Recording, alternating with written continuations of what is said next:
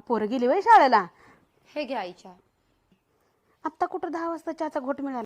होय ग, 1-2 किलोची चटणी जरा जास्तच कर. अगं माझ्या पुरगीला द्यायला येते, पोरांमुळे तिला काय होत नाही ग. आई मग तुम्ही पण जरा मला करू लागा की. ए बाई कर, नाही तर पेटव तिकडं. माझ्या दुखण्यानं माझं मला कळणार. आमच्या ताईडीला आम्ही तळ हाताच्या फोडवाप्रमाणे जपलं बघ.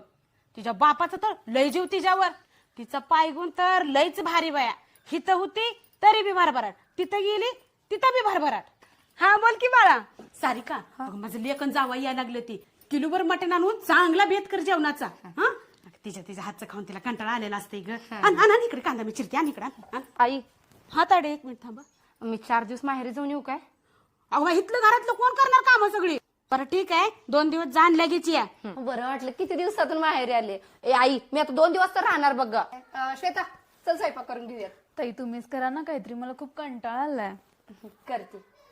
होय गाई, ते कुरड्या पापड ते श्वेताने केलं का काय? त्या मुलाला काय येते ग, मीच केलं. अगं आई तू का फरशी पुसा लागल्यास? श्वेता अगं मुला आता तर बसलाय ग. उठतो, मी फरशी पुसते. काय माझं नशीब आहे, सासरी जावं तर सासूचं आतड तिच्या लेकीकडे ओढतंय, माहेरी यावं तर आईचं आतड सोनेकडे ओढतंय. जाऊ दे, कोणाच्या तरी पोरी सुखात आहेत, ह्यात समाधान मानायचं.